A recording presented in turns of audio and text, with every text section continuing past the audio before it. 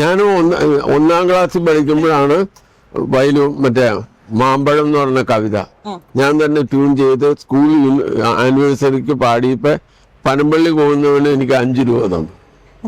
അപ്പൊ അങ്ങേർക്ക് അത് ഇഷ്ടപ്പെട്ടു. അപ്പൊ ഞാൻ കൊച്ചു കുട്ടിയല്ലേ, അതാണ് എന്റെ ആദ്യത്തെ കമ്പോസിങ്.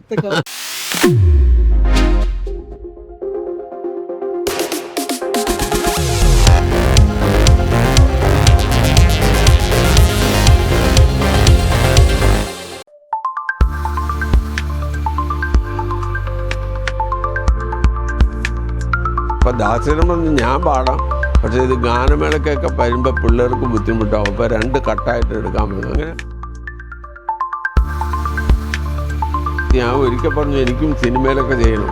അപ്പൊ ഇങ്ങനെ പുറത്ത് തട്ടിയിട്ട് വന്നു, അത് ഒരു സമയം വരുമ്പോ ചെയ്യാമെന്ന് പറഞ്ഞു.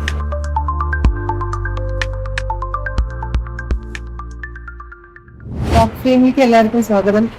ഇന്ന് വളരെ സന്തോഷകരമായിട്ടൊരു ദിവസത്തിലാണ് ഞാനിരിക്കുന്നത്. എന്നെ പോലെ തന്നെ നിങ്ങളും ഭയങ്കര സന്തോഷത്തിലാണെന്ന് എനിക്ക് ഞാൻ വിശ്വസിക്കുന്നു. കാരണം അത്രയും വലിയൊരു ലെജൻഡിന്റെ മുന്നിലാണ് ഞാൻ ഇരിക്കുന്നത്. എങ്ങനെ എങ്ങനെ പറയണമെന്ന് എനിക്കറിയില്ല. മലയാളത്തിൽ നമ്മൾ എല്ലാവരും ബഹുമാനിക്കുന്ന, നമ്മുടെ എല്ലാവരുടെയും പ്രിയങ്കരനായ ശാസ്ത്രീയ സംഗീതത്തിൽ ശ്രീ പെരുമ്പാവൂർ ജി രവീന്ദ്രനാഥാണ് നമുക്ക് അതിഥിയായിട്ട് എത്തിയിരിക്കുന്നത്. വളരെ സന്തോഷത്തോടെ ബഹുമാനത്തോടെ സ്വാഗതം ചെയ്യുന്നു. രവീന്ദ്രനെ വിളിക്കുന്നത് എനിക്ക് ചെറുപ്പം മുതലേ അറിയാവുന്നത് കൊണ്ട് കൂടി മാത്രമാണ്. എന്തൊക്കെയുണ്ട് പുതിയ പുതിയ വിശേഷങ്ങൾ? ആരോഗ്യമൊക്കെ എങ്ങനെ പോകുന്നു? ആരോഗ്യം വലിയ കുഴപ്പമില്ല. ഇപ്പൊ ഈ ജനുവരി ആകുമ്പോ 82 ആവും. എന്നാലും കുഴപ്പമില്ല, പാടാനൊന്നും ബുദ്ധിമുട്ടില്ല. കുറച്ചൊക്കെ ചെറിയ പ്രായത്തിൻ്റെതായിട്ടുള്ള ബുദ്ധിമുട്ടുകൾ. ഇതൊരു ഇന്റർവ്യൂ ആയിട്ട് കാണരുത്. നമ്മള് സംഗീതത്തെ കുറിച്ച് നമ്മള് ഫസ്റ്റ് ഓഫ് ഓൾ MC-യുടെ വക ഒരു വലിയ താങ്ക്സ് പറയുന്നു, ഒരു ഓപ്പർച്യൂണിറ്റി തന്നത്. ഇപ്പം പെരുമ്പാവൂരിനിപ്പം ഞാൻ 75 അവസാനം തിരുവനന്തപുരത്ത് പോയതാ. നമുക്ക് ആ ഒരു എന്താ പറയാ ബാല്യകാലത്തിലോട്ട് ചെറുതായിട്ടൊന്ന് പോയി വരാം. 1944 ആണ് 5/1/1944 ആണ് എൻ്റെ ബർത്ത്ഡേ. ഞങ്ങൾ 11 പേരാണ്. അച്ഛൻ്റെ പേര് VR ഗോപാലപിള്ള, പ്രശസ്തനായ ഒരു ക്രിമിനൽ ലോയറായിരുന്നു. അമ്മ MK ഭാർഗവി അമ്മ. അതിൽ ഞങ്ങൾ 11 മക്കളാണ്. അതിൽ ഒരു സിസ്റ്ററും 10 ആണുങ്ങളും. അതിൽ ഏറ്റവും ഇളയ ആളാണ് ഞാനിപ്പോൾ. ആരുമില്ല, ഞാൻ മാത്രമേ ഉള്ളൂ. അമ്മയിൽ നിന്നാണ് എൻ്റെ സംഗീതം തുടക്കുന്നത്. അമ്മ വൈക്കം വാസുദേവൻ നായർ ചേട്ടനും അമ്മയും കൂടെ ഒരു ഗുരുവിൻ്റെ അടുക്കലാണ് പഠിച്ചിരുന്നത് പണ്ട്. അപ്പോൾ വൈക്കത്തായിരുന്നു അപ്പൂപ്പൻ്റെ വീട്. അങ്ങനെ അത് കഴിഞ്ഞ് പിന്നെ അമ്മ കല്യാണം കഴിഞ്ഞ് പെരുമ്പാവൂർ വന്നു. അങ്ങനെ G രാമേന്ദ്രൻ മേനോൻ എന്ന് പറഞ്ഞ ചേട്ടൻ, ആ ചേട്ടൻ്റെ മ്യൂസിക്കിന് ഭയങ്കര ഇൻട്രസ്റ്റ് ആയിരുന്നു. ഭയങ്കര ഒരു അറിവുള്ള ഒരാളായിരുന്നു. ആ ചേട്ടനെ ഒരു VK ശങ്കരപ്പിള്ള സാറ് അങ്ങനെ ഒന്ന് പഠിപ്പിച്ച് അത് കൊച്ചിലെ ഇങ്ങനെ കേട്ട് ഇങ്ങനെ പാടിക്കൊണ്ടിരിക്കും. അപ്പം സാറ് പറഞ്ഞു അങ്ങനെ കേട്ട് പഠിക്കരുത്, നമുക്ക് സമയമാകുമ്പോൾ തുടങ്ങാം. അങ്ങനെ ഞാനൊരു 5ാം ക്ലാസ്സിലായപ്പോൾ സംഗീതം അഭ്യസിക്കാൻ തുടങ്ങി VK ശങ്കരപ്പിള്ള സാറിന്. അങ്ങനെ SSLC വരെ അങ്ങേരാണ്. അത് കഴിഞ്ഞിട്ട് പെരുമ്പാവൂർ ബാലകൃഷ്ണൻ എന്ന് പറഞ്ഞൊരു അതുല്യനായ സംഗീതജ്ഞനുണ്ടായിരുന്നു. അങ്ങേരുടെ ഗുരുകുലം പോലെയാണ് പഠിച്ചത്. അതിനോടൊപ്പം സ്കൂൾ യൂത്ത് ഫെസ്റ്റിവൽ അന്നൊക്കെ യൂത്ത് ഫെസ്റ്റിവലിൽ തുടങ്ങുമ്പോൾ ആദ്യത്തെ പ്രാവശ്യം യേശുദാസനാണ് ഫസ്റ്റ് കിട്ടിയത്. 2ാമത്തെ യൂത്ത് ഫെസ്റ്റിവലിൽ എനിക്ക് ഫസ്റ്റ് കിട്ടി. അപ്പൊ അങ്ങനെ പോയി. പിന്നെയാണ് ആദ്യം അത് കഴിഞ്ഞ് യൂണിവേഴ്സിറ്റി യൂത്ത് ഫെസ്റ്റിവലിനും എനിക്ക് ക്ലാസിക്കൽ മ്യൂസിക്കിന് ഫസ്റ്റ് കിട്ടി. കാലടി കോളേജിൽ BSc കെമിസ്ട്രി. ഇപ്പൊ അതിനോടൊപ്പം തന്നെ ഈ പാട്ടും കൊണ്ടുവരുന്നു. 10ാം ക്ലാസ്സിലാകുമ്പോഴാണ് കച്ചേരി. 10ാം ക്ലാസ്സിൽ, അതെ, 10ാം ക്ലാസ്സിൽ കച്ചേരി തുടങ്ങി. അത് ചക്കരക്കാട്ടുകാവ് എന്ന് പറഞ്ഞൊരു ഞങ്ങളുടെ അടുക്കുള്ളൊരു ദേവീക്ഷേത്രമാണ്. അവിടെയാണ് എൻ്റെ ആദ്യത്തെ അരങ്ങേറ്റം. അത് കഴിഞ്ഞ് പിന്നെ കേരള ഒട്ടുക്കൊള്ളതും ബോംബെ, ചെന്നൈ, അങ്ങനെ പല സ്ഥലങ്ങളിലും കച്ചേരികൾ. അതിങ്ങനെ അവങ്കുരം തുറന്നുകൊണ്ടിരുന്നു. അപ്പൊ 75 ആണ് മാവേലിക്കര കൃഷ്ണൻകുട്ടി ചേട്ടനാണ് എന്നെ തിരുവനന്തപുരത്തേക്ക് യേശുദാസിന്റെ സ്കൂളിലെ അനിയൻ വന്ന് ജോലി ചെയ്യണം. അങ്ങനെ അവിടെ പോയി. അപ്പൊ എൻ്റെ ആകാശവാണിയിലെ ഇന്റർവ്യൂ കഴിഞ്ഞിരിക്കുകയായിരുന്നു. അപ്പൊ 1.5 വർഷം തരങ്കണി സ്കൂൾ, അതെ, 76 അവസാനം ആകാശവാണി ജോയിൻ ചെയ്തു. അപ്പൊ അതുവരെ ദാസേന്റെ സ്കൂളിലായിരുന്നു. രവീന്ദ്രനെ കുറിച്ച് പെട്ടെന്ന് പറയുമ്പോൾ തന്നെ എല്ലാവരുടെ മനസ്സിൽ ആദ്യം വരുന്നത് ആകാശവാണിയിലെ ലളിതഗാനങ്ങളുടെ ഒരു കാലഘട്ടത്തിലോട്ടാണ് പെട്ടെന്ന് അതെ, ആകാശവാണി മ്യൂസിക് കമ്പോസർ ആയിട്ടാണ്. ഒട്ടുമിക്ക സ്കൂളിലെ യുവജനോത്സവത്തിനാണെങ്കിൽ അതെ, ലളിതഗാന കോമ്പറ്റീഷൻ ആണെങ്കിലും അതെ, ആദ്യം മുന്നിൽ നിൽക്കുന്ന പേര്. അതെ, അത് ആകാശവാണിയാണ് എൻ്റെ എല്ലാം. ഈ അമ്മ അച്ഛനും കഴിഞ്ഞ ആകാശവാണി ഇല്ലെങ്കിൽ എൻ്റെ ഒരു പേര് ചിലപ്പോൾ ഒരിക്കലും വരില്ല. അപ്പൊ അവിടെ നമ്മുടെ ഡ്യൂട്ടിയാണ് ലളിതഗാനങ്ങൾ ചെയ്യണം. അപ്പൊ അന്നത്തെ കാലത്ത് ഒരു ആഴ്ചയിൽ ഒരു 6 പാട്ടൊക്കെ ചെയ്യേണ്ടി വരും, ചിലപ്പോൾ 8 പാട്ട്. അങ്ങനെ ഒരു 76 to 2004 വരെ ഇതായിരുന്നു. പിന്നെ കോറൽ മ്യൂസിക്, അങ്ങനെ അവിടുത്തെ എല്ലാം മ്യൂസിക് ചെയ്യുന്ന ചേച്ചിയൊക്കെ കുഞ്ഞിലേ മുതൽ അതെ, അവരെ ചിത്ര, സുജാത അവരെയൊക്കെ പഠിപ്പിച്ചിട്ടുണ്ട്. ചേച്ചി അതെ, ബീന. പിന്നെ അതൊരു നമ്മുടെ ഒരു ലൈഫ് വർക്കിന്റെ ഒരു ഭാഗമാണ്. അങ്ങനെ പക്ഷെ അപ്പൊ നമുക്ക് എന്തൊക്കെ പരീക്ഷിക്കാം, ഫ്രീഡം ഉണ്ട്. ഒരാളും ഇത് എങ്ങനെ ട്യൂൺ ചെയ്തെന്ന് ആരും ചോദിക്കില്ല. അപ്പൊ നമ്മൾ കർണാടക സംഗീതത്തിലെ റയറായിട്ടുള്ള രാഗങ്ങളൊക്കെ എങ്ങനെ ലൈവ് മ്യൂസിക് കൊണ്ടുവരാം, അതൊരു റിസർച്ച് പീരീഡാണെന്ന് വേണമെങ്കിൽ പറയാം. മ്യൂസിക്കൽ റിസർച്ച് നടത്തിയിരുന്ന ഒരു കാലമാണ്. അപ്പൊ അങ്ങനെ ഒട്ടൊരു ചില പാട്ടുകൾ വളരെ ഹിറ്റായിട്ടുണ്ട്. അങ്ങനെ വേണു പാടിയ നില നദിയുടെ, അങ്ങനെ കുറെ പാട്ടുകളുണ്ട്. രാധിക പാടിയ ദ്വാപരയുഗത്തിന്റെ, അങ്ങനെ ഒരുപാടുണ്ട്. യമുനെ, സുജാത പാടി. ഭയങ്കര ഒരുപാട് കോമ്പറ്റീഷനിൽ എപ്പോഴും കേൾക്കണ പാട്ടാണത്. അപ്പൊ ഇതൊക്കെ അങ്ങനെ ഒരു. പിന്നെ ആകാശവാണിയിൽ തന്നെ എനിക്ക് 4 നാഷണൽ അവാർഡ് കിട്ടിയിട്ടുണ്ട്. ആകാശവാണി കോമ്പറ്റീഷൻ ആയിരിക്കുമല്ലോ, അപ്പൊ അതിന് മ്യൂസിക് സംഗീത സംവിധാനം, അതിന് 4 അവാർഡ്, പല വർഷത്തിൽ അതിന് 4 അവാർഡ് കിട്ടിയിട്ടുണ്ട്. MG രാധാകൃഷ്ണൻ സാറും ഉദയഭാനു സാറും ചേട്ടനും കൂടി അങ്കിളും കൂടിയിട്ടുള്ള ഒരു കൂട്ടായ്മ ആകാശവാണിയിലെ. പിന്നെ ഒരു രത്നാകരൻ സാറും ഉണ്ടായിരുന്നു. അങ്ങേരും ആ സമയത്ത് എങ്ങനെയായിരുന്നു ഒരു കോമ്പറ്റീറ്റീവ് ആയിട്ടുള്ളൊരു?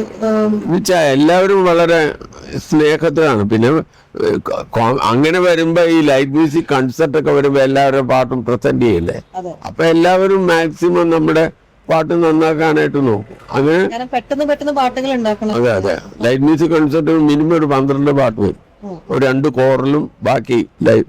അപ്പൊ അതൊക്കെ മിക്കവാറും ആകാശവാണിയിലാണ് റെക്കോർഡ്. അപ്പൊ ഫുൾ ഓർക്കസ്ട്ര വെച്ചാണ് ചെയ്യണത്. പിന്നെ കുറെ നാൾ കഴിഞ്ഞപ്പോ വെളിയിൽ സ്റ്റുഡിയോയിൽ ചെയ്യാമെന്നുള്ളൂ. പക്ഷെ അന്ന് ഓരോ പാട്ടും കഴിഞ്ഞ് അങ്ങോട്ടും ഇങ്ങോട്ടും തെറ്റ് തിരുത്തി തരലൊക്കെ അതൊക്കെ ഉണ്ടായിരുന്നു. അയ്യോ, അതിന്റെ ആകാശവാണി എന്ന് വെച്ചാൽ ക്ലാസിക്കൽ മ്യൂസിക്കിന്റെ വലിയ ആളുകൾ അവിടെ വർക്ക് ചെയ്യുന്നത്. ബി ശശികുമാർ, അതുപോലെ മാവേലിക്കര കൃഷ്ണൻകുട്ടി ചേട്ടൻ, പിന്നെ വെങ്കിട്ടരാമൻ, ഇങ്ങനെ വീണ വെങ്കിട്ടരാമൻ, ഫ്ലൂട്ട് KS ഗോപാലൻ, ഇങ്ങനെ.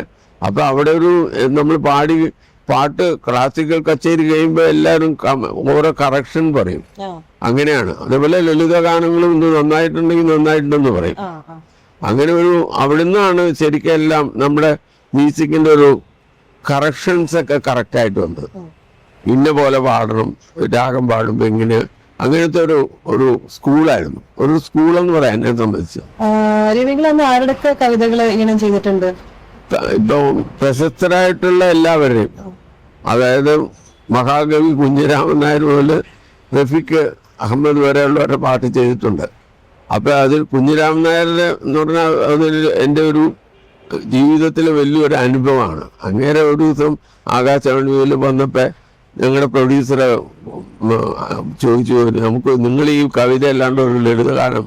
അപ്പൊ പോക്കറ്റിൽ നിന്ന് ഒരു പാട്ട് എടുത്തു വന്നു, ചെറിയ അതാണ് കാവേരി കാവേരി പൂങ്കാവേരി. അപ്പൊ ഇത് വേണമെങ്കിൽ നിങ്ങൾ എടുക്കെന്ന് പറഞ്ഞു. അപ്പൊ അങ്ങേര് ശാന്ത പി നായരുടെ ഹസ്ബൻഡായിരുന്നു. അങ്ങേര് ആ പാട്ട് എനിക്ക് തോന്നുന്നു ഇതൊന്ന് ചെയ്യാം, അങ്ങനെ ചെയ്തു. പിന്നെ കാവാലം പണിക്കേട്ടൻ, ONV കുറിപ്പ്, ഒന്നും മാറ്റാനില്ല. അതിലൊരു അക്ഷരം പോലും മാറ്റാൻ പറ്റൂല, അങ്ങനെ സിസ്റ്റമാറ്റിക് ആയിരുന്നു അത്. പിന്നെ പി ഭാസ്കരൻ മാസ്റ്റർ, ONV കുറിപ്പ് സാറ്, കാവാലം നാരായണ പണിക്കരേട്ടൻ, അങ്ങനെ തുടങ്ങി ഒരുപാട് പേര്. ആകാശവാണി ആകുമ്പോൾ പല കവികളും പാട്ട് എഴുതുമല്ലോ, അത് സെലക്ട് ചെയ്യുന്നത് നമ്മൾ ചെയ്യണം. AP ഗോപാലൻ, ഒരുപാട് പേരുണ്ട്. കൈതപ്പൻ രാമാവതി തിരുമേനി, പിന്നെ PK ഗോപി, തങ്കം തിരുവട്ടാർ, ഇങ്ങനെ ഒരുപാട് പേര്. പേര് പറയുകയാണെങ്കിൽ ഒരുപാട് കവികളുമായിട്ട് പരിചയപ്പെടാൻ പറ്റിയത് അങ്ങനെയാണ്. വലിയൊരു ഭാഗ്യം. പിന്നെ അതേപോലെ തന്നെ ആർട്ടിസ്റ്റ്മാരും ബ്രഹ്മാനന്ദൻ ഈ സിനിമയിലോ പാടുന്ന എല്ലാവരും ആകാശവാണി വന്ന് പാടിയിട്ടുണ്ട്. പിന്നെ അത് കൂടാണ്ട് ഒരുപാട് പേര്. ദേവരാജ മാസ്റ്ററൊക്കെ അന്നായിരുന്നോ കണ്ടിരുന്നത്? ദേവരാജ മാസ്റ്റർ ആകാശവാണിയിൽ അങ്ങേര് തിരുവനന്തപുരത്ത് വരുമ്പോഴാണ് ഞാൻ അദ്ദേഹത്തെ കാണുന്നത്, ദേവരാജ മാസ്റ്ററെ കാണുന്നത്. ബാബുരാജിന്റെ ഒരു പ്രോഗ്രാം ഞാൻ അങ്ങേരെ തിരുവനന്തപുരം നിലയത്തിൽ അവസാനം വരുമ്പോഴാണ്. അപ്പൊ പ്രൊഡ്യൂസർ പറഞ്ഞു ഇങ്ങനെ ഒരു ഇതെടുത്ത് വെക്കണം എന്ന് പറഞ്ഞു. അങ്ങനെ ഞാനാണ് അകത്തിരുന്ന് സംസാരിച്ച് ഇങ്ങനെയൊക്കെ പറഞ്ഞ് റെക്കോർഡ് ചെയ്തത്. അപ്പൊ ഒരു കാലത്ത് ഞാൻ ബാബുരാജന്റെ അടുക്കൽ പോയിട്ടുണ്ട് പാട്ട്. പക്ഷെ അന്ന് നടന്നില്ല. അപ്പൊ അത് പുള്ളി അന്ന് പറയുകയും ചെയ്തു, അന്ന് ഞാൻ ഒന്നുമില്ല, അതൊക്കെ ദൈവം ഓരോരുത്തർക്കും കൊടുക്കുന്ന ഭാഗ്യം, അത് പറഞ്ഞിട്ട് കാര്യമില്ല. അതേപോലെ വലിയൊരു മോഹമായിരുന്നു ദേവരാജ മാസ്റ്ററിന്റെ പാട്ടും പാടുന്നത്. അതൊക്കെ ഉണ്ടായിരുന്നു. അങ്ങനെയൊന്നും മോഹം എന്ന് വെച്ചാൽ ഇതിനൊക്കെ ആ സമയം ഒത്തു വരുമ്പോഴല്ലേ വരുള്ളൂ. എൻ്റെ യോഗം എഴുതിയിരിക്കുന്ന ആകാശവാണി കമ്പോസറായിട്ടാണ്. അങ്ങനെ ചെയ്തു, അത്രേ ഉള്ളൂ. ദക്ഷിണാമൂർത്തി സ്വാമിയെ കുറിച്ചിട്ടുള്ളൊരു അയ്യോ ഭയങ്കര, അത് അതിജ്ഞാനസ്ഥനാണ്. ഒരു രാഗം എങ്ങനെയാണ് അദ്ദേഹത്തിന്റെ എങ്ങനെയാണ് സംഗീതം വരണതെന്ന് പോലും നമുക്ക് പറയാൻ പറ്റില്ല. അങ്ങേർക്ക് അപ്പ വരുന്ന ഒരു മ്യൂസിക്കാണ്, അത് ഈശ്വരൻ കൊടുക്കുന്നതാണ്. എവിടെ വേണമെങ്കിൽ ഏത് രാഗവും അങ്ങേരുടെ കയ്യിൽ വരുമ്പോൾ അതിന് വേറൊരു ഭാവം വരും. അതുപോലെ തന്നെ ദേവരാജ മാസ്റ്ററും അതേപോലെയാണ് ബാബുരാജും ചിദംബരനാഥ്, ഇവരെല്ലാവരും, ഇവൻ അർജുനൻ മാസ്റ്റർ, മറ്റേ ജോൺസൺ, നമ്മുടെ കുട്ടൻ, ഇവരെ ആരും തന്നെ ഇതിന് മോശമല്ല. ദേവരാജ മാസ്റ്റർ കേട്ടിട്ടുണ്ട്, എല്ലാവർക്കും ഒരു ചോദ്യം ഉത്തരം പോലെയാണ്. അതെ അതെ അതെ. അങ്ങേരുടെ വേറൊരു കമ്പോസർ ലിറിക്കൽ ബ്യൂട്ടി നന്നായിട്ട് മനസ്സിലാക്കിയിട്ടേ പാട്ട് ചെയ്യുള്ളൂ. അപ്പൊ നല്ല അങ്ങേര് ഒക്കെ പഠിച്ച ആളാണ്. മറ്റേ മലയാളത്തിന്റെ ഇംഗ്ലീഷും ഒക്കെ നന്നായിട്ട് അറിയാവുന്ന ആളാണ്. മലയാളം അർത്ഥമൊക്കെ എല്ലാം പാട്ടിന്റെ നോക്കിയാണ് കമ്പോസ് ചെയ്യുന്നത്. യേശുദാസിനെ സ്കൂളിൽ വെച്ചാണ് ആദ്യം കാണുന്നത്. അപ്പൊ ആദ്യം സ്കൂളിന്റെ ഫസ്റ്റ് ഡേ ദാസേട്ടൻ വന്നിരുന്നു. ദാസേട്ടൻ വന്നിട്ട് ഈ ക്ലാസ് എടുക്കുന്നതിന് മുമ്പ് എൻ്റെ അടുക്ക് പറഞ്ഞു, ഇവർക്കൊരു എന്താ ബ്രെത്ത് കൺട്രോള്, അത് അതിന് വേണ്ടിയിട്ട് ഞാൻ ഒരു എക്സർസൈസ് പറയാമെന്ന് പറഞ്ഞു. അങ്ങനെ ആണ് തുടങ്ങിയത്. ഇപ്പൊ സാ പിടിച്ച ഒരു 4 താളം സാധാരണ എങ്ങനെ അതിങ്ങനെ ഒരു സ്ട്രെയിറ്റ് ലൈനിലൊക്കെ പോകണം, ഒരു കെർവും ഇല്ലാണ്ട് 4, 5, 6 താളം വരെ അങ്ങനെ കാണിക്കും. അങ്ങനെ ഷഡ്ജം വരെ പോകും. അതൊരു എക്സർസൈസ്. അപ്പൊ ഞാനും ആദ്യമായിട്ട് ഇങ്ങനെ ഇത് ചെയ്യാൻ പറ്റുമെന്ന് തോന്നി. പിന്നെ ഞാൻ പഠിപ്പിക്കുന്നവർക്കൊക്കെ പറഞ്ഞു കൊടുക്കും, ഇങ്ങനെ ദാസേൻ്റെ ഒരു എക്സർസൈസ് ഉണ്ട്, അത് ചെയ്യാൻ പറയും. വായന ഓം ജപിക്കാൻ പറയും. ഇപ്പൊ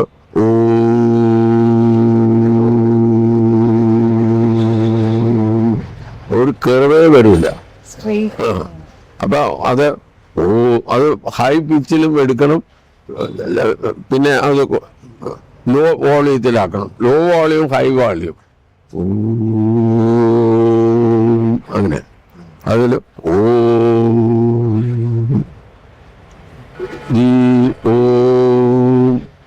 അങ്ങനെ പോകും. അപ്പൊ എനിക്ക് അന്ന് വണ്ടറായിരുന്നു, ഇങ്ങനെ ഈ 4, 6 താളം 8 താളമൊക്കെ ഇങ്ങനെ സ്ട്രെയിറ്റ് ആയിട്ട് പാടും. അതൊരു അത്ഭുതമായിരുന്നു. അങ്ങനെ ഒരു അത്ഭുതം എപ്പോഴും എന്നെ സംബന്ധിച്ച്.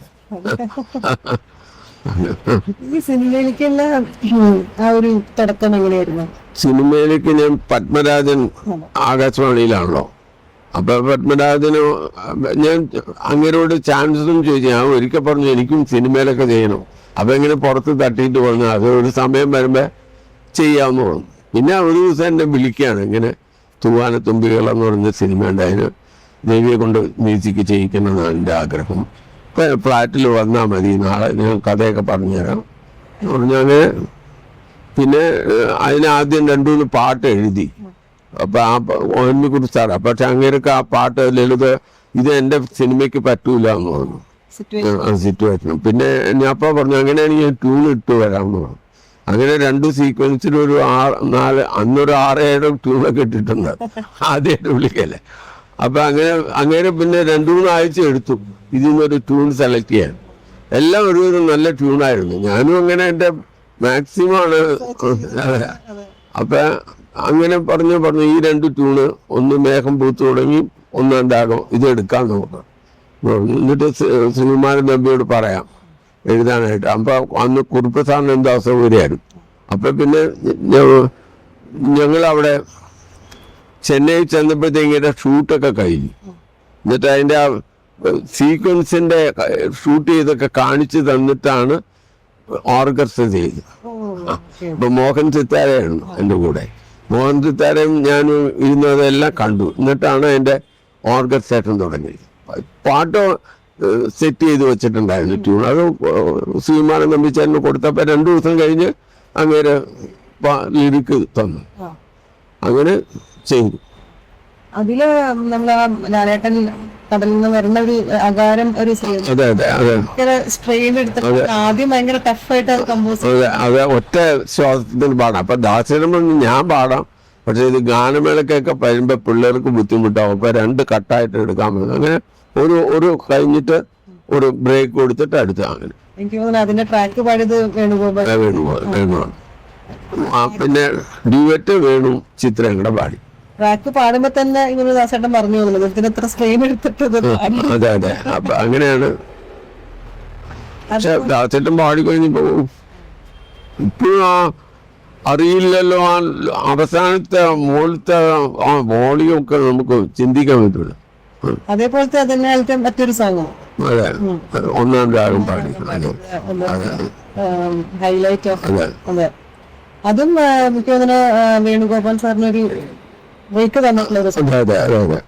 വേണുവിന് നല്ലൊരു ബ്രേക്ക്. ആകാശവാണിയിലും ഒരുപാട് നല്ല പാട്ട് രാധാകൃഷ്ണന്റെ ഉദയഭാനത്തിന്റെ ഒക്കെ പാടി. വേണു ലളിത സംഗീതത്തിലൊരു നല്ല ഇതിൽ നിൽക്കുമ്പോഴാണ് ഫിലിം മ്യൂസിക്കില് ഇത് വേണുവിന് ഈ പാട്ട് കിട്ടുന്നത്. അത് വളരെ എന്റെയും വേണുവിന്റെ ഒക്കെ ഭാഗ്യം അത് പറഞ്ഞത്. അല്ലാണ്ട് ഇതിപ്പോ ഒരാളുടെ ഇതല്ല. അന്ന് എനിക്ക് തോന്നുന്നത് റെക്കോർഡിങ് ഒരു പാട്ട് കഴിഞ്ഞിട്ടുണ്ടെങ്കിൽ എന്താ പറയാ ഫുള്ള് പിന്നെയും.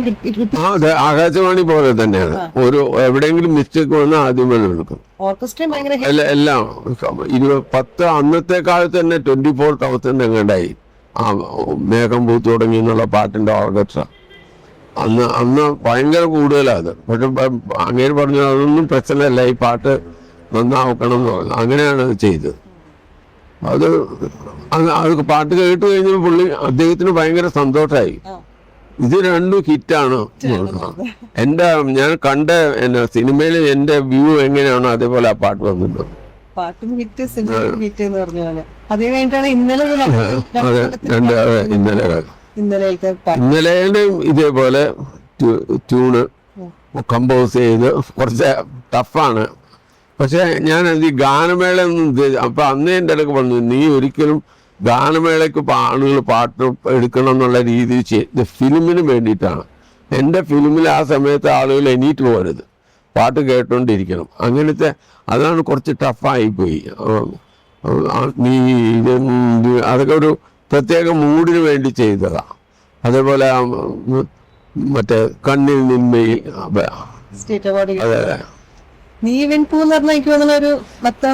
അതെ, അങ്ങനെ പറഞ്ഞു തരുമായിരുന്നു. ഇതിങ്ങനെ ഇവര് ഇങ്ങനെ സ്നേഹമാണ്. അവരത് മിക്കവാറും നടക്കുന്നുള്ള ഇത് വരുമ്പോ ഒരു വലിയ പത്താപ്പൂ ഇങ്ങനെ കത്തണം. അതാണ് ഇത് പതുക്കെ പോയിട്ട് മുകളിലൊക്കെ വന്നിട്ട്. അതെ അതെ, അങ്ങനത്തെ ഒരു സ്റ്റൈലിലാണ്. അത് അടാണ് രാഗ, അതൊന്നും ആരും അങ്ങനെ എടുക്കുന്നതല്ല. പക്ഷെ ഞാൻ അന്ന് എനിക്ക് തോന്നി ഇതിനെ അതിൽ നിന്ന് സ്കെയിൽ ചേഞ്ച് ചെയ്ത് വേറെ റൂട്ടിലേക്ക് പോയിട്ട് വരാം. അപ്പൊ ഇത് മാറ്റുക വേണ്ട. ഇത് ഞാൻ പറഞ്ഞു ഇത് കുറച്ച് ടഫ് രാഗാണ്, കഥകളിക്കൊക്കെ ഉപയോഗിക്കാനാണ്.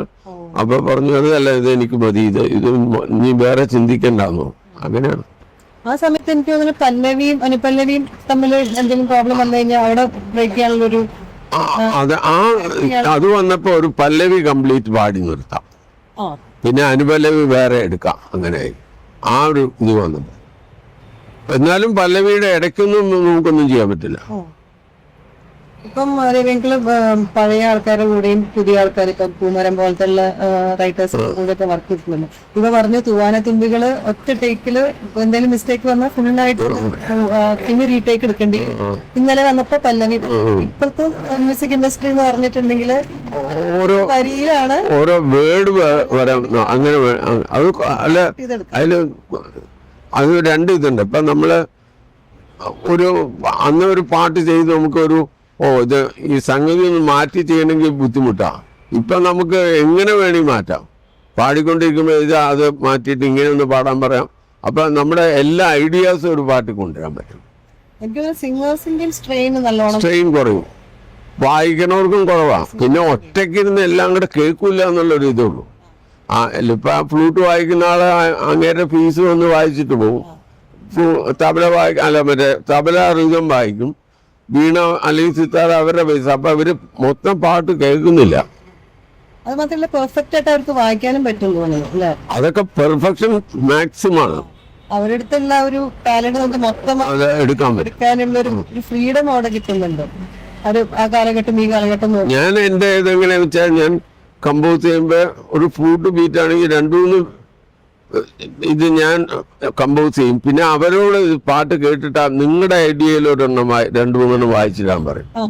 അത് ചിലപ്പോ നമ്മൾ ചെയ്യുന്നേക്കാളും അവരും ഇത് എക്സ്പീരിയൻസ് തരാം. അപ്പൊ അവർ നന്നായിരിക്കും ചിലപ്പോ. അപ്പൊ അതും കൂടെ ഇതില് ആഡ് ചെയ്ത് അങ്ങനെയൊക്കെ ചെയ്യും. എല്ലാവരോടും പറയും ആ വീണ ഇപ്പൊ ആ വീണയില് നിങ്ങളുടെ ഒരു അറിവ് വച്ചിട്ട് ചെയ്യാവുന്ന ഒരു 3-4 ബിറ്റ് ഒന്ന് വായിച്ചിടാൻ പറയും. അങ്ങനെ അവര് ചെയ്യും. അപ്പൊ അതും എടുക്കും. കമ്പോസിംഗ് ഇപ്പൊ ട്യൂണ് വേണമെങ്കിൽ നമുക്ക് എപ്പോ വേണമെങ്കിൽ ചെറിയ കറക്ഷൻസ് വേണമെങ്കിൽ അപ്പോൾ വേണമെങ്കിലും കൊടുക്കാലോ ആ ഒരു സമയത്ത്. അങ്ങനെയുള്ള ട്യൂണ് എങ്ങനെ വേണമെങ്കിൽ മാറ്റാം. ഐഡിയാസ് നമുക്ക് ഒരു പല്ലവിയിൽ എന്തെല്ലാം ഐഡിയാസ് ഉണ്ടോ അത് മുഴുവൻ നമുക്ക് വേണമെങ്കിൽ ചെയ്യാം. എന്നിട്ട് അത് എഡിറ്റ് ചെയ്യുമ്പോ ചെയ്താലും മതി. ഞാൻ പാവട്ടുകാരോടും പറയും, നിങ്ങൾ പാടി വരുമ്പോ നിങ്ങൾക്ക് നല്ല ഐഡിയാസ് തോന്നുകയാണെങ്കിൽ പാടി ഇട്ടേക്കണം എന്ന് പറയും. അവർ എല്ലാവരുടെയും മ്യൂസിക് ഉണ്ടല്ലോ.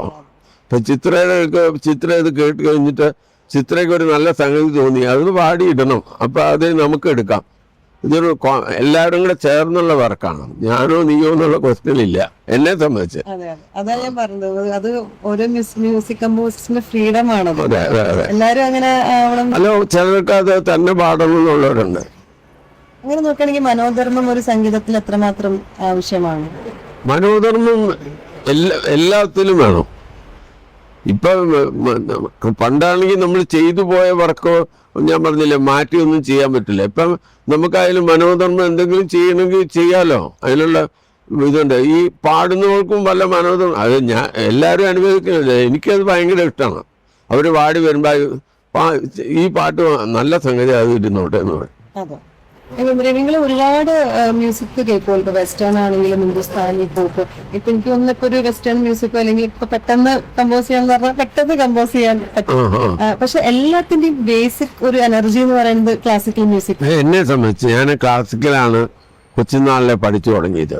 അപ്പൊ അത് കാരണം അതില് മാക്സിമം എന്തൊക്കെ നമുക്ക് അറിവ് ഇപ്പോഴും പഠിച്ചുകൊണ്ടിരിക്കുകയാണ്. അത് ഞാൻ അതിലെ ഒരു തരി മണലിൽ ഒരു മണൽത്തരി ആയിട്ടുള്ളൂ ഞാൻ. അത്രയും ഒരു വിപുലമായ ഒരു കടലാണ് അത് അറേബ്യൻ സീ അല്ലെങ്കിൽ ബേ ഓഫ് ബംഗാൾ എന്നൊക്കെ പറയുന്ന പോലെ. അപ്പൊ അതിലൊന്നും നമുക്കൊരു അതിന്റെ ഇതിലേക്കൊന്നും എത്താൻ പറ്റില്ല. പക്ഷെ നമ്മളിങ്ങനെ വർക്ക് ചെയ്തുകൊണ്ടിരിക്കുമ്പോൾ ഇപ്പൊ സാധാരണ ഒരുപാട് പേരെ കച്ചേരി കേൾക്കണം, അതേപോലെ എന്നും പാടിക്കൊണ്ടിരിക്കണം, കീർത്തനങ്ങൾ പഠിച്ചുകൊണ്ടിരിക്കണം, പലരുടെയും പാടാന്തരം കേട്ട് അങ്ങനെയൊക്കെയാണ്. അതൊരു തപസ്യ പോലെ ചെയ്താലേ ക്ലാസിക്കൽ മ്യൂസിക്കിൽ വരുള്ളൂ. അപ്പം അതിൻ്റെ ഒരു ലൈറ്റ് വെറൈറ്റിയാണ് ലളിതഗാനം എന്ന് പറയുന്നത്. ഇപ്പം ഏത് കീർത്തനം എടുത്താലും ആദ്യത്തെ സംഗതി എല്ലാവർക്കും പാടാം, മനസ്സിലായില്ലേ? അത് ടഫായിട്ടേ ഉണ്ടാവില്ല. എല്ലാം ജനനീ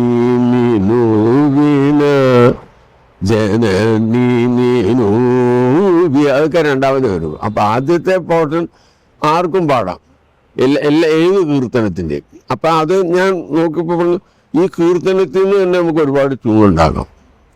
ഒരു കുട്ടി പഠിക്കുകയാണെങ്കിൽ ഞാൻ പഠിപ്പിക്കുന്ന അങ്ങനെയാ. ഈ രാഗം വെച്ചോണ്ട് എന്തെങ്കിലും ഒന്ന് മൂളാൻ പറയും, ഒരു ട്യൂൺ. അപ്പൊ അതിനറിഞ്ഞൂടാ. അപ്പൊ ഞാൻ പറയും ഇങ്ങനെയൊക്കെ നമുക്ക് ചെയ്യാം. ഈ രാഗത്തിന്റെ ഫോക്ക് ചെയ്യാം, പാത്തറ്റിക് ചെയ്യാം, മെലഡി ചെയ്യാം, റൊമാൻസ് ചെയ്യാം, ഇങ്ങനെ അതൊക്കെ ഇങ്ങനെ ഞാൻ എൻ്റെ ഒരു എക്സ്പീരിയൻസാണ്. എനിക്കും അത് ഒരു എക്സർസൈസാ, അങ്ങനെ പഠിപ്പിക്കും. എല്ലാവരോടും പറയും. പിന്നെ അവർക്ക് നിങ്ങൾക്ക് കമ്പോസർ ആവണമെങ്കിൽ ഇങ്ങനെയൊക്കെ ചെയ്യാൻ പറ്റും. ഒരു കവിത എടുത്തിട്ട് ചെയ്തു നോക്കുക. ഞാൻ 1ാം ക്ലാസ്സിൽ പഠിക്കുമ്പോഴാണ് മറ്റേ മാമ്പഴം എന്ന് പറഞ്ഞ കവിത ഞാൻ തന്നെ ട്യൂൺ ചെയ്ത് സ്കൂൾ ആനിവേഴ്സറിക്ക് പാടിയപ്പോ പനമ്പള്ളി പോകുന്നവന് എനിക്ക് 5 രൂപ തന്നു. 1ാം ക്ലാസ്സിലാ. അങ്കണ തൈമാവിൽ നിന്നാദ്യത്തെ പഴം വീഴേ അമ്മതൻ കണ്ണിൻ അത് അങ്ങനത്തെ ഒരു ട്യൂൺ ഉണ്ടാക്കി ഞാൻ തന്നെ കവിത ചൊല്ലി. അപ്പൊ അങ്ങനെയൊക്കെ അത് ഇഷ്ടപ്പെട്ടു. അപ്പൊ ഞാൻ കൊച്ചു കുട്ടിയല്ലേ, അപ്പൊ 5 രൂപ ഒരു സമ്മാനമായിട്ട് തന്നു. അതാണ് എന്റെ ആദ്യത്തെ കമ്പോസിങ്. നമുക്ക് ഈ സ്നേഹം സിനിമയിലോട്ട് വരാം. ഒരുപാട് നല്ല നല്ല പാട്ടുകൾ അതിലുണ്ട്. എനിക്ക് തോന്നുന്ന ജയരാജേട്ടൻ പറഞ്ഞൊരു വാക്കുകൾ എല്ലാവർക്കും പാടാൻ പറ്റുന്ന പാട്ട് വേണം. രാഗത്തില് ചിട്ടപ്പെടുത്തിയ പേര്. സ്നേഹത്തിന്റെ പ്രൊഡ്യൂസർ എന്റെ ചേട്ടന്റെ മകനാ ബാലേന്ദ്രൻ എന്ന് പറയും. ബാലു എന്ന് എല്ലാരും വിളിക്കണേ. അപ്പൊ അങ്ങനെ പറഞ്ഞിട്ടാണ് ആദ്യം ഞാൻ ശരിക്കും ജയരാജുമായിട്ട് ഇരുന്ന് അതിന്റെ സീക്വൻസ് ഒക്കെ മനസ്സിലാക്കി ട്യൂൺ കമ്പോസ് ചെയ്താണ് യൂസഫ് അലിയുടെ അടുക്ക പോയപ്പോ. അപ്പൊ യൂസഫ് അലി പറഞ്ഞു, ഒരു പാട്ടോ 2 പാട്ടോ നമുക്ക് ട്യൂണിന് എഴുതാം, ബാക്കി നമുക്ക് ഇങ്ങനെ ചെയ്യാം. അപ്പൊ ജയരാജൻ പറഞ്ഞു, ചേട്ടാ ഒരുപാട് കോംപ്ലിക്കേഷൻ. അപ്പൊ അന്ന് വരെയുള്ള കുറെയൊക്കെ ടഫായിരുന്നല്ലോ, അത് വേണ്ട, എല്ലാവർക്കും പാടുന്ന രീതിയിൽ നമുക്ക് ചെയ്യാം. അങ്ങനെയാണ് പേരറിയാത്ത നൊമ്പരത്തെന്നുള്ള. അത് പാട്ട് ചെയ്തപ്പോ ഞാൻ അതിന് വേറെ ട്യൂണാണ് ഉണ്ടാക്കിയത്. അതെ, അത് ആ ട്യൂണൊക്കെ നമ്മൾ റീ റെക്കോർഡിങ്ങിൽ ഉപയോഗിച്ചു.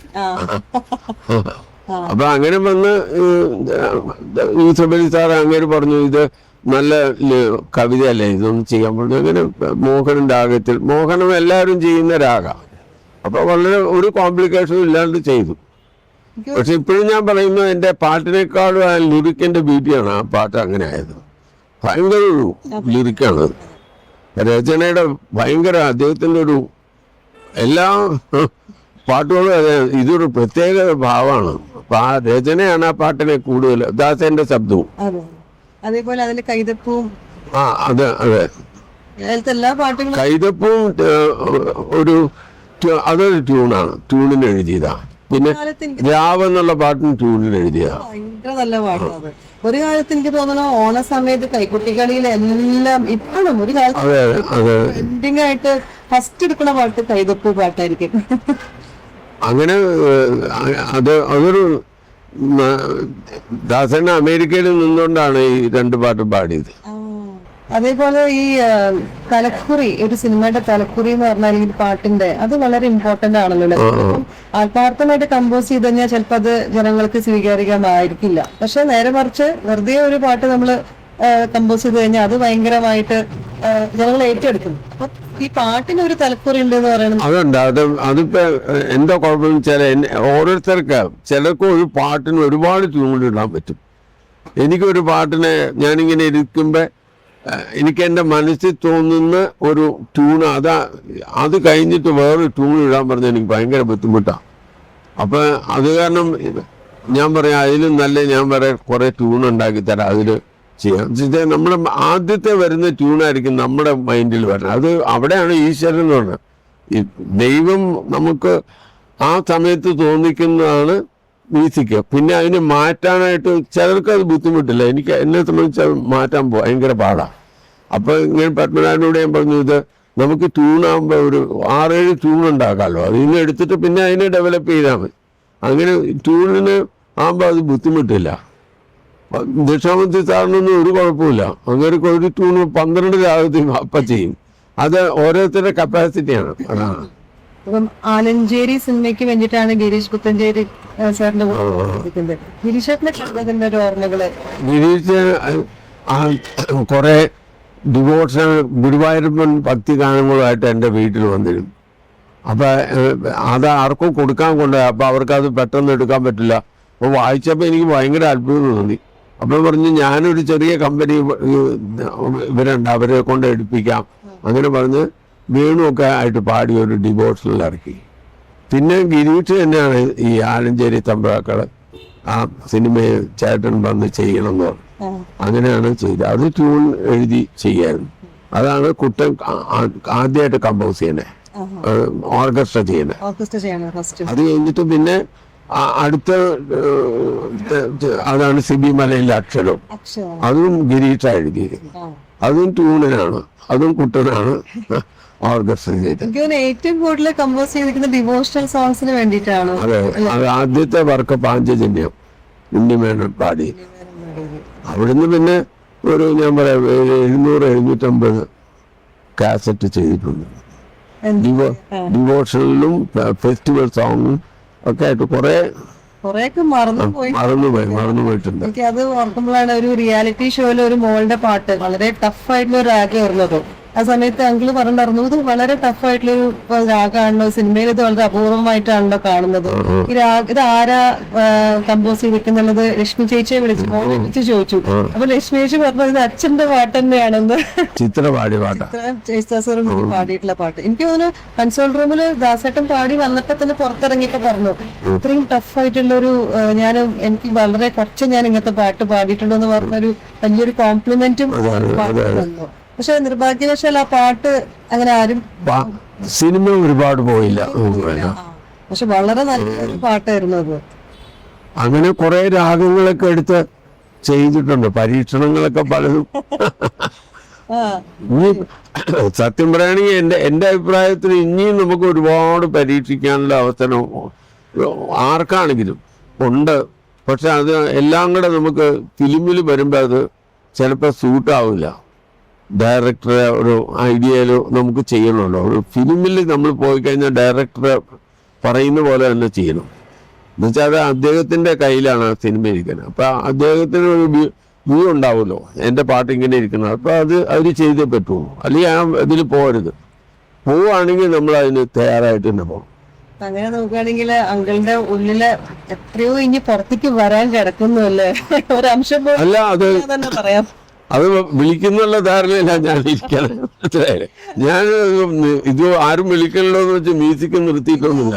ഞാൻ ഇപ്പോഴും പാടിക്കൊണ്ടിരിക്കും. ഒരു രാഗം എടുത്താൽ അതിനെ കുറിച്ച് റിസർച്ച് നടത്തി ഒരുപാട് ചെയ്യുകയും ഒരു രാഗത്തിനെ എങ്ങനെ ഒരു മറ്റു രാഗത്തിലുള്ളതിനും എല്ലാം അല്ല അതിപ്പോഴും തുടർന്നുകൊണ്ടിരിക്കുകയാണ്. അതിങ്ങനെ ദിവസം പാടും, ഒരു 6-7 മണിക്കൂർ ഇങ്ങനെ രാഗവസ്ഥ ഇങ്ങനെ പാടിക്കൊണ്ടൊക്കെ ഇരിക്കും. അതിൽ എന്തൊക്കെ ചെയ്യാമെന്നും ട്യൂൺ എങ്ങനെ ഉണ്ടാകും അതിങ്ങനെ ആരും വിളിച്ചാലും വിളിച്ചില്ലെന്നൊക്കെ നമ്മുടെ ലാസ്റ്റ് വരെ പോയിക്കൊണ്ടിരിക്കും. അതിനൊരു മാറ്റമില്ല. എല്ലാവരോടും പറയുന്നതാ ഞാൻ, നിങ്ങൾ വിളിച്ചാലും നിങ്ങൾക്ക് കിട്ടിയ സന്ദർഭങ്ങൾ നോക്കിക്കൊണ്ട് മ്യൂസിക് എടുക്കരുത്. നിങ്ങൾ പ്രാക്ടീസ് ചെയ്യുക, അത് മാക്സിമം മ്യൂസിക്കിൻ്റെ അറിവ് നേടുക. പിന്നെ സന്ദർഭം തരുന്ന മുകളിൽ ഒരാളാണ്. അത് ഡെഡിക്കേഷൻ, മ്യൂസിക്കിനോടൊരു ഡെഡിക്കേഷൻ ഒരിക്കലും കുറയരുത്.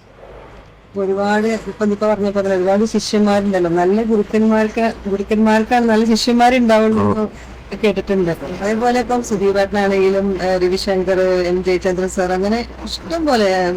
അന്ന് വിചാരിച്ചിരുന്നു ഇവരൊക്കെ വലിയ വലിയ സിംഗേഴ്സ് ആവും അല്ലെങ്കിൽ കമ്പോസേഴ്സ് ആവും എന്നൊക്കെ? ഇവരെയൊക്കെ ഞാൻ പഠിപ്പിച്ചിരിക്കുന്നത് ശരിക്കും ക്ലാസിക്കൽ. ഇപ്പോഴും പറയാം, ക്ലാസിക്കൽ ഇവരൊക്കെ കച്ചേരി ചെയ്ത് വലിയ ഉന്നതിയിലേക്ക് വരണം എന്നുള്ള രീതിയിലാണ് ഇവരൊക്കെ പഠിപ്പിച്ചിരിക്കുന്നത്. പിന്നെ എല്ലാവരും ഈ ലളിതഗാനവും ഫിലിം മ്യൂസിക്കലുമായിട്ട് പോയപ്പോൾ എല്ലാവർക്കും ഇതിലേക്ക് ഒരുപാട് ടൈം കിട്ടാണ്ടായി. അപ്പൊ ഇതിന് ക്ലാസിക്കലിന് ഞാൻ പറഞ്ഞില്ലേ കഠിന അധ്വാനം ഉണ്ടെങ്കിലേ വരാൻ പറ്റുമോ. അപ്പൊ അവരെ ഫിലിം വേൾഡിലേക്കും ഗാനമേളയായിട്ട് പോയി. കുട്ടൻ കമ്പോസിങ്ങിലേക്ക് പോയി. കുട്ടന് എങ്ങനെ പാടിക്കൊണ്ടിരുന്നു. ഇപ്പോഴും അതെ, ക്ലാസിക്കൽ അവസാനത്തേക്ക് ഓടും. പക്ഷെ അതിലേക്ക് തന്നെ വന്നാലേ ആ ലെവലിലേക്ക് നമുക്ക് പോകാൻ പറ്റുമോ. അതാണ് സുധീപേട്ടൻ ഇടയ്ക്ക് പറഞ്ഞൊരു ഓർമ്മ ഞാൻ പറയാണ്. കാരണം ഏതെങ്കിലും വിളിച്ച സമയത്ത് ഫോൺ തിരക്കായിരുന്നു. അപ്പോ തിരക്കാന്ന് പറഞ്ഞപ്പോ തിരിച്ചു വിളിച്ചിട്ട് തിരക്കാന്ന് പറഞ്ഞപ്പോ ദിവേങ്കിലും പറഞ്ഞു എനിക്ക് അതാണ് കേൾക്കേണ്ടത്. എന്റെ ശിഷ്യന്മാരൊക്കെ തിരക്കായിട്ട് നടക്കുന്നത് കേൾക്കാനാണ് എന്റെ ഒരുപാട് പഠിപ്പിച്ചവരെ മാത്രമല്ല, എൻ്റെ പാട്ട് പാടിയവരെ എല്ലാവരും എൻ്റെ ശിഷ്യന്മാരായിട്ട് ഞാൻ കണക്കാക്കുന്നു. അതുപോലെ ഈ ഇതിൽ എല്ലാവരും പാടുന്നവരും മ്യൂസിക് കമ്പോസേഴ്സും ഇന്നേ തീവരുണ്ടായിരിക്കും എൻ്റെ ഗുരുക്കന്മാരായിട്ടാണ് കാണുന്നത്. എന്ന് വെച്ചാൽ അതിൽ നിന്ന് ഒരുപാട് നമ്മൾ ഇപ്പൊ കുട്ടൻ ഒരു പാട്ട് ചെയ്താൽ അതിന്റെ ചില നമ്മുടെ ഐഡിയ പോകാത്തൊരു സംഗതി കാണും. അല്ലെങ്കിൽ ജോൺസൺ, രവീന്ദ്രൻ മാസ്റ്റർ, ഔസേപ്പച്ചൻ, ഇവരെല്ലാവരെയും ഒരുപാട് നല്ല കാര്യങ്ങൾ നമുക്ക് മനസ്സിലാക്കാണ്ട്. അപ്പൊ അവരും ഗുരുക്കന്മാരാണ്, നമ്മൾ അവരിൽ നിന്ന് പഠിക്കല്ലേ. അതാണ് ഒരു കുട്ടി പാടുന്നതിൽ നമുക്ക് അതെ ഉണ്ടാവും പഠിക്കാൻ. മ്യൂസിക് അത്രയും വലിയൊരു അയ്യോ. അതുപോലെ എല്ലാം ഈ ഗസല്, അറേബ്യൻ മ്യൂസിക് ഇതെല്ലാം കേൾക്കണം. ഫോക്ക് മ്യൂസിക്, കഥകളി, ഇപ്പൊ അത് മ്യൂസിക്കിന്റെ എല്ലാം നമ്മൾ കേട്ടോണ്ടിരുന്നാലേ നമ്മുടെ മ്യൂസിക് ഡെവലപ്പ് ചെയ്യും. സത്യം പറഞ്ഞാൽ 20% ഗുരുക്കന്മാരെ 80% പ്രാക്ടീസ് പറയാല്ലേ. ഗുരുവിന് ഒരു ഡയറക്ഷൻ കൊടുക്കാനേ പറ്റുള്ളൂ. നമ്മുടെ പ്രാക്ടീസിലാണ് ആ ഗുരുവിന്റെ നമുക്ക് അങ്ങനെ ആ എന്താ പറയുക ആഗ്രഹം നമുക്ക് പൂർത്തീകരിക്കാൻ പറ്റും. നമ്മുടെ പ്രാക്ടീസ് ചെയ്ത് ശരിയാക്കി എടുക്കണം. ഒരു ഡയറക്ഷൻ എല്ലാം കൊടുക്കാൻ പറ്റും. അതാണ് ഇപ്പോഴത്തെ കുട്ടികളും അതെ. ഇന്നത്തെ ജനറേഷൻ പിള്ളേര് പ്രാക്ടീസ് കുറവാണ് അല്ലേ? അങ്ങനെ പറയാൻ പറ്റില്ല. അത് ഓരോ ചില ഇപ്പോഴത്തെ ക്ലാസിക്കൽ പാടുന്നവരോ വയലും മൃദംഗം ഒക്കെ വായിക്കുന്നവർ നമുക്ക് ചിന്തിക്കാൻ പറ്റില്ല. അതെ അതെ. അല്ല, ഈ സോഷ്യൽ മീഡിയയിലേക്ക് പെട്ടെന്ന് പാട്ട് പഠിച്ച് കയറുന്ന കുട്ടികളും ഉണ്ട്. അതുണ്ട് പ്രാക്ടീസ് അവരെല്ലാം പാട്ട് പഠിക്കണം. അതെ, പാട്ട് പഠിച്ചാൽ അത് എന്തെങ്കിലും പഠിക്കാനൊന്നും ആവില്ലല്ലോ. Either western or Indian Carnatic music അല്ലെങ്കിൽ ഹിന്ദുസ്ഥാനി, ഏതെങ്കിലും ഒന്ന് പഠിക്കണം. അത്രേ ഉള്ളൂ. അവാർഡുകളെ കുറിച്ച് പറയുമോ? അവാർഡ് എനിക്ക് ഇന്നലെ ആണ് മറ്റേ സ്റ്റേറ്റ് അവാർഡ്, പിന്നെ എൻ്റെ സംഗീത നാടക അക്കാഡമിയുടെ ഫെലോഷിപ്പ് കിട്ടിയില്ല കേരള.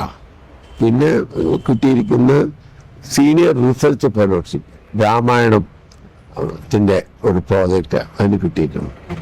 അതിനൊക്കെ ഒരുപാടൊന്നും കിട്ടിയിട്ടില്ല. അതിനൊക്കെ ആകാശവാണി നാടകമാണ് ഞാൻ നേരത്തെ പറഞ്ഞത്. പിന്നെ ചെമ്പൈ പുരസ്കാരം, അതുപോലെ MG രാധാകൃഷ്ണന്റെ മറ്റേ അദ്ദേഹത്തിന്റെ പേരിലുള്ളത്, ഉദയഭാനുച്ചന്റെ പേരിലുള്ള, കമുകുറ പുരുഷോത്തമൻ ചേട്ടന്റെ പേരിലുള്ളത് കിട്ടി. ഏറ്റവും വലിയ അവാർഡ് എന്ന് പറയുമ്പോൾ ഫാമിലിയിൽ നിന്ന് കിട്ടുന്ന സപ്പോർട്ടാണ് സത്യം പറഞ്ഞല്ലേ. അതെ, ബാക്കി എല്ലാ കാര്യവും ശോഭയാണ്. ഈവനെ ഒരു കാര്യം പോലും എനിക്ക് അറിഞ്ഞൂടാ. ഞാൻ ഈ സംഗീതവും അത്യാവശ്യം കുട്ടികളുടെ പഠിത്തത്തിലൊക്കെ ശ്രദ്ധിച്ചിരുന്നു. അതൊക്കെ മാത്രമേ ഉള്ളൂ. ബാക്കിയെല്ലാം വീട്ടുകാര്യങ്ങൾ കംപ്ലീറ്റ് അവരാണ് ചെയ്യുന്നത്. നമുക്ക് അവരുടെ ഒരു കാര്യത്തിന് വേണ്ടി എൻ്റെ മ്യൂസിക്കിനെ എനിക്ക് മാറ്റി വെക്കേണ്ടി വന്നിട്ടേ ഇല്ല. ഫുൾ ഫ്രീഡാണ്. അതെ. പിന്നെ മകള് ലക്ഷ്മി, അവളും മ്യൂസിക്കിൽ നിന്ന് ഡോക്ടറേറ്റ് എടുത്തു. അനന്തപത്മനാഭൻ മകൻ, അവൻ ഒരു ലോയാണ് എടുത്തിരിക്കുന്നത്. ഇപ്പോൾ ഒരു യൂണിവേഴ്സിറ്റി ഡീനായിട്ട് വർക്ക് ചെയ്യുന്നു ചെന്നൈയിൽ. എല്ലാവർക്കും അറിയേണ്ടത് അങ്കിളിന്റെ തിരിച്ചു വരവിനെ കുറിച്ചിട്ടാണ്. കാരണം നമുക്ക് ഇത്രയും നല്ല നല്ല പാട്ടുകളും രാഗങ്ങളും ഒക്കെ എന്താ പറയാ, രാഗം ബേസ്ഡ് ആയിട്ടുള്ള പുതിയ പാട്ട്. തിരിച്ചു വരവെല്ലാം ഭഗവാനിലാണ്. നമ്മുടെ കയ്യിലൊന്നും ഇല്ലല്ലോ. ഭഗവാൻ നിശ്ചയിക്കുകയാണെങ്കിൽ നമ്മൾ തിരിച്ചു വരും, അല്ലെങ്കിൽ ഇത് മതി. ഒരുപാട് വേറെ നമുക്ക് എല്ലാം ഈ ജന്മത്തിൽ ചെന്ന അടുത്ത വർഷം മിസ്സിനായിട്ട് ജനിക്കില്ല. അപ്പൊ ചിലതൊക്കെ ബാക്കി ഇടുന്ന ഒന്നുകൂടെ അടുത്ത ജന്മത്തിൽ എന്താ ഇതേപോലെ ഒരു സംഗീതജ്ഞനാണ്. അതാണ് ഏറ്റവും വലിയ ആഗ്രഹം. സംഗീതമായിട്ട് തന്നെ ഒരു ജന്മം കൂടെ കിട്ടുകയാണെങ്കിൽ ഏറ്റവും വലിയ ഭാഗ്യമായിട്ട് നോക്കാം. അപ്പൊ നമുക്കത് ഏകദേശം വൈൻഡപ്പ് ചെയ്യാനായി. ഒരുപാട് സന്തോഷം. എനിക്ക് തോന്നുന്നത് ഒരു പ്രൗഡ് മൊമെന്റ് ആണ് എനിക്ക്. എന്താ പറയേണ്ടതെന്ന് അറിയില്ല. അങ്ങനെയൊന്നും ഇല്ല. ഇതൊക്കെ ഇതെല്ലാം ഓരോ നിമിത്തങ്ങളായിട്ട് എനിക്കൊരു ബ്ലെസ്സിംഗ് ആയിട്ടാണ് ഞാൻ കാണുന്നത്. കാരണം എല്ലാ ഓപ്പർച്യൂണിറ്റീസും ഒരു ബ്ലെസ്സിംഗ് പോലെ ഇതും ഭയങ്കര വലിയൊരു ബ്ലെസ്സിംഗ് ആയിട്ടാണ് ഇങ്ങനെ ഇരുന്ന് കുറച്ചു നേരം സംസാരിക്കാൻ പറ്റിയത് എന്നുള്ളത്. ഇപ്പം പുതിയ വരുന്ന കുട്ടികൾക്ക്, സംഗീതമായിട്ട് വരുന്ന കുട്ടികൾക്ക് അതിൻ്റെ ഒരു ഉപദേശം കൊടുക്കുകയാണെങ്കിൽ എന്തായിരിക്കും? അല്ല, അവരെ ഏതൊക്കെ ഇതാണെങ്കിൽ അതിന്റെ മാക്സിമം എത്താനായിട്ടുള്ള പ്രാക്ടീസ് ചെയ്യണം. ഇത്രേ ഉള്ളൂ. എല്ലാം ഞാൻ പറഞ്ഞില്ലേ, എല്ലാ മ്യൂസിക്കും കേൾക്കണം. ഇപ്പൊ ക്ലാസിക്കൽ പഠിക്കുന്നവരാണെങ്കിൽ ഒരുപാട് കച്ചേരികൾ കേൾക്കണം. അതുപോലെ ഫിലിം മ്യൂസിക് ചെയ്യുന്നവരാണെങ്കിൽ ഗസൽ കേൾക്കണം, അതുപോലെ ഹിന്ദുസ്ഥാനി ഭജൻസ് കേൾക്കണം. അത് ഗസലൊക്കെ പാടുമ്പോൾ വോയിസിന്റെ മോഡുലേഷനൊക്കെ ഭയങ്കരമായിട്ട് മനസ്സിലാക്കാൻ പറ്റും.